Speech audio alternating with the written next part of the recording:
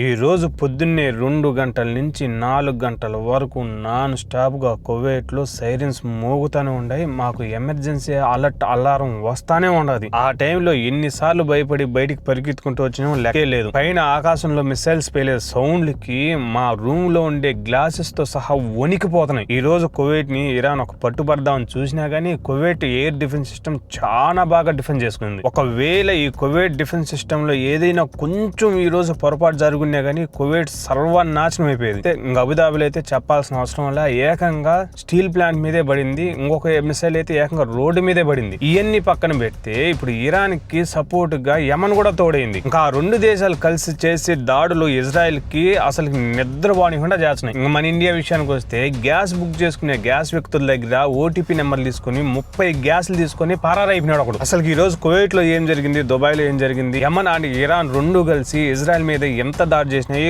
ఈ రోజు వీడియోలు చెప్తానండి. NSL vlogs, welcome to my channel.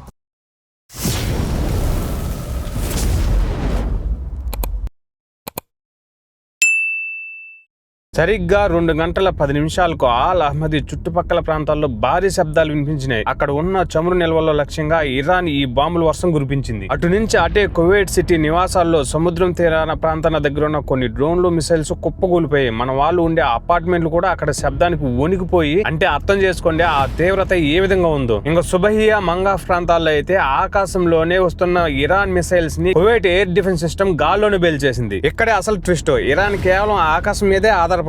పక్కనే ఉన్న పర్షియన్ గల్ఫ్ సముద్రంలో ఇరాన్ నౌకాదళం నేవీ చాలా పవర్ఫుల్ గా ఉంటది. వాళ్ళ యుద్ధ నౌకల నుంచి, సముద్రం గర్భంలో ఉండే సబ్మెరైన్ నుంచి కూడా మిసైల్స్ ప్రయోగించే శక్తి వాళ్ళకు ఉన్నది. సముద్రం మీద నుంచి తక్కువ ఎత్తులో ప్రయాణించే క్రూయిజ్ మిసైల్స్ రాడార్ కూడా చెక్కడం చాలా కష్టం. కువైట్ వైపు ఉన్న అమెరికన్ రక్షా వ్యవస్థ ఆకాశంలో వచ్చే వాటిని అడ్డుకున్నా కానీ సముద్రం మార్గం గుండా వచ్చే అతి పెద్ద ప్రమాదాన్ని అంచనా వేయడం చాలా కష్టం. ఇప్పుడు అమెరికన్ వ్యవస్థకి ఇది ఒక పెద్ద సవాల్ గా మారిపోయింది గల్ఫ్ లో. ఇప్పుడు కువైట్ కానివ్వండి, దుబాయ్ కానివ్వండి, లేకపోతే సౌదీ అరేబియా కానివ్వండి, ఇప్పుడు ఇరాన్ ఏ అడుగేస్తా ఆ అడుగులోని వీటి భవిష్యత్ అంతా ఆధారపడి ఉన్నది. సేమ్ టు సేమ్ కువైట్ మీద ఏ విధంగా 2 గంటల నుంచి 4 గంటల వరకు ఇరాన్ అటాక్ చేసిందో అదే విధంగానే అబుదాబి మీద కూడా చాలా భయంకరమైన అటాక్ చేసింది. ఆ అటాక్ గానీ సక్సెస్ అయింటే అబుదాబి గుండె మీద దెబ్బ పడిపోయేది. ముసాఫా ఇండస్ట్రియల్ ఏరియా అయినా ముసాఫా భారీగా డ్రోన్లు దూసుకొచ్చాయనేసి దుబాయ్ గవర్నమెంట్ చెప్పింది. అక్కడ ఉన్న చమురు నిల్వల లక్ష్యంగా ఈ దాడి జరిగినట్లు తెలిపింది. ఆ పేలుళ్ల దాటికి కిలోమీటర్ల దూరంలో ఉన్న భూమి పూర్తిగా కంపించిపోయింది. ఇంకా రెండో దాడి వచ్చి అబుదాబి ఇంటర్నేషనల్ ఎయిర్పోర్ట్, విమానాశ్రయ పరిసరాల్లో కూడా మిసైల్స్ దాడి జరిగాయని వార్తలు వచ్చినాయి. అక్కడ ఉన్న ఎయిర్ డిఫెన్స్ సిస్టమ్ అప్రమత్తమై కొన్నిటిని గాల్లోనే బేల్చేసింది. ఇంకపోతే మూడోది ఎస్లాండ్ టూరిస్ట్ హబ్ అయిన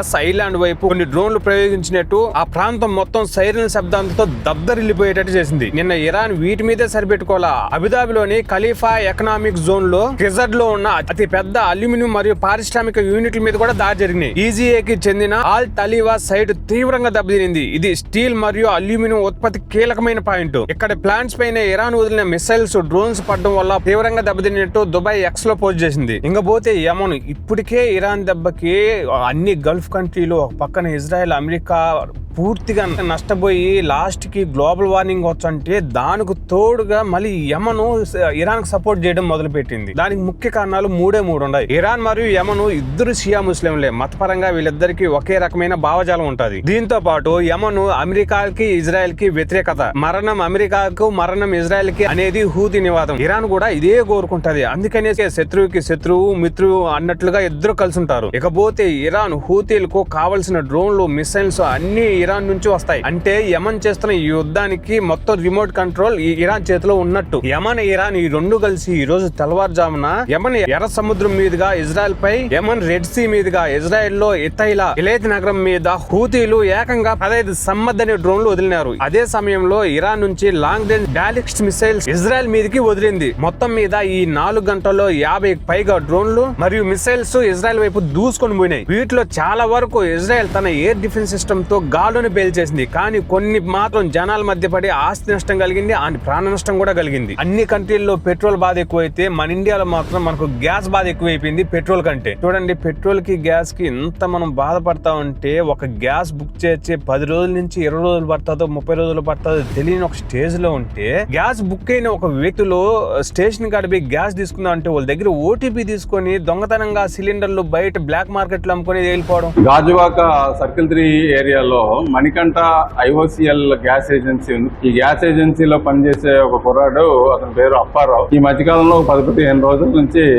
కన్జ్యూమర్స్ దగ్గర ఓటీపీ తీసుకొని కొంతమంది దగ్గర సిలిండర్స్ తీసుకొని ఎంటీ సిలిండర్స్ తీసుకున్నాడు. నిండు సిలిండర్స్ తెచ్చి ఇస్తానని చెప్పి వాళ్ళకి నమ్మబలికాడు. అదైతే ఇంతవరకు సిలిండర్లు అయితే రీఫిల్స్ ఇవ్వలేదు. అంతేలే, దొంగతనం చేసేవాడికి ఏమైనా దైవ భక్తి ఉంటుందా, గురువు భక్తి ఉంటుందా? దొంగతనం చేయాలంతే. ప్రస్తుతానికైతే కువైట్ న్యూస్ లో కూడా ఏది న్యూస్ కూడా గడ్డకు రావడంలే. ఓన్లీ రాతపూర్వకంగా మాత్రమే వచ్చింది తప్పితే వీడియో పూర్వకంగా కానీ ఏది రావడంలే. టిక్ టాక్ లో అందరూ వదులుతున్నారు. ఇక్కడ టిక్ టాక్ బ్యాన్ ఏం లేదండి, ఇక్కడ టిక్ టాక్ అయితే నడుస్తుంది. ఆ టిక్ టాక్ లో వీడియోలు తీసి మీకు యూట్యూబ్ లో చూపిద్దామనే కానీ నాకు ఎక్కడ ప్రాబ్లం అవుతుందా అని ఒక చిన్న ఆలోచనతో మీకు అన్ని వీడియోలు చూపిలేకపోతున్నా. సో రాబోయే కాలంలో అయితే కొంచెం కష్టంగానే ఉంటది. ఈ వార్ ఇదే విధంగా కానీ నడిచిందంటే